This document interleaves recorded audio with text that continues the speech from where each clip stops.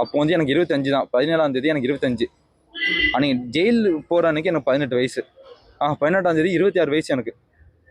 அன்னைக்கு 17ஆம் தேதி அவங்க செலிப்ரேஷன் கட்சிக்காரங்க பண்ணுறாங்க. பேனர் வச்சுலாம் ஒரு அவ்வளோ பெரிய இதெல்லாம் எடுத்துக்கலாம், அவ்வளோ பெரிய இதெல்லாம் கிடையாது. நாங்கள் தான் ஓட்டு போட்டுருக்கோம். நானும் டிவிக்கு தான் ஓட்டு போட்டிருக்கேன். ஆட்சி மானுன்ட்டு ஆட்சியில் கூட்டணி கட்சியாக இருந்து இப்படியே அராஜகம் பண்ணுறாங்க. கட்சி பேனர் அது என்ன பர்த்டே செலிப்ரேஷன் தானே பண்ணுறாங்க. அன்றைக்கி நைட்டு 12:05க்கு எனக்கு 27 வயசு ஓப்பன் ஆகுது, ஜெயிலும் ஓப்பன் ஆகுது.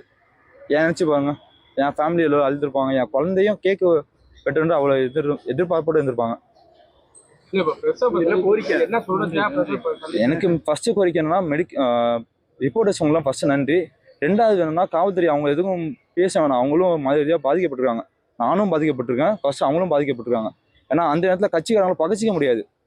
எதுனாலும் என்ன ஆளுங்கட்சியில் இருக்காங்க, கூட்டணி கட்சியில் இருந்தால் அவங்கள ரிமார்க் பண்ணுவாங்க.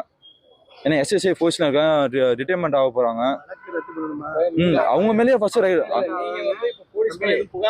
இல்லை நான்லாம் கொடுக்கல.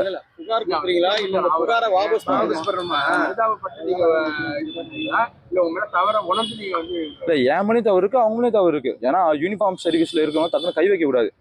நான் அவங்களும் பொதுமக்களும் சரி, ஏன்னா 24/7 ஹவர்ஸ் அவங்களும் ஒர்க் பண்றாங்க.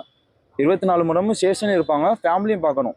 ஏன்னா அவங்களுக்கும் ப்ரெஷர் இருக்கும். ஸோ அதனால ஆனால் இந்த மாதிரி டியூட்டிலாம் பார்த்துருக்கேன் லாக்டவுனில். ஸோ நான் வீட்டுக்கும் போகாமல் ஸ்டேஷனுக்கும் போகாமல் ரோட்லேயே இருந்து சோஷியல் சர்வீஸ்லாம் பண்ணியிருக்கோம். என்சிசி முடிச்சு லாக்டவுனில் பண்ணியிருக்கோம். ஸோ அப்போ வந்து சோஷியல் சர்வீஸில் எவ்வளோ போலீஸ்லாம் எவ்வளோ ஈக்குவலாக இருந்துறான்னு பார்த்துருக்கேன். ஆமாம், வழக்கு ரத்து பண்ணணும். என் மேலேயும் வழக்கு ரத்து பண்ணணும். போலீஸ் ரிமார்க்கு அவங்களும் பொதுமக்களும் எடுத்துக்கணும். மைண்டு வந்து இப்போ தான் இருக்காங்க போலீஸ்காரங்கன்னு அந்த ரிமார்க் எடுத்துருங்க. என் மேலேயும் சோஷியல் சர்வீஸ் நிறைய பேர் போலீஸ்லாம் பண்ணியிருக்காங்க. எனக்கு எதுவும் கிடைக்கும். எனக்கு ஆல்ரெடி வேலை போயிடுச்சு. நைட் டியூட்டி சிக்கன் ஃபார்மில் வேலை போயிடுச்சு. என்னால் ரெக்வஸ்டாக கேட்குறேன், வேலை போயிடுச்சு. குடும்ப சூழ்நிலை ரொம்ப இருக்குது. ஏதாவது வேலை கொடுப்பாங்களான்னு எதிர்பார்க்குறேன். நானும் இன்டர் கேஸ்ட் மேரேஜ் தான். ஆர்மி தான் என் ஃபோக்கஸு. மெடிக்கல் இஷ்யூ ஆனால medical unfit, police unfit. So இப்போ வந்து வேலை கிடைச்சா எனக்கு நல்லாயிருக்கும். ஏன்னா இன்டர் கேஸ்ட் மேரேஜ் நாங்கள் குடும்ப ரீதியாகவே எங்கள் அப்பா ஒதுக்கிட்டாங்க. முஸ்லீம் மதத்தை சேர்ந்தனால ஒதுக்கிட்டாங்க. முழுசாக என்ன பண்ணிட்டாங்க, என் பொண்ணுக்கும் முஸ்லீம் மதத்தை சேர்ந்த கம்யூனிட்டி இருக்குங்க, அது ஃபுல்லாக ஒதுக்கிட்டாங்க. இப்போ என்கிட்ட பேசவே கிடையாது எங்கள் அப்பா.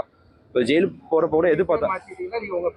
என் பேர் தான். நான் இந்துவில் தான் இருக்கேன். ஒய்ஃப் வந்து முஸ்லீம்னால நான் இந்துவில் கேஸ்ட் கொஞ்சம் தாழ்ந்தவங்க தான். நான் அடிப்பானுக்கி இருக்கேன்.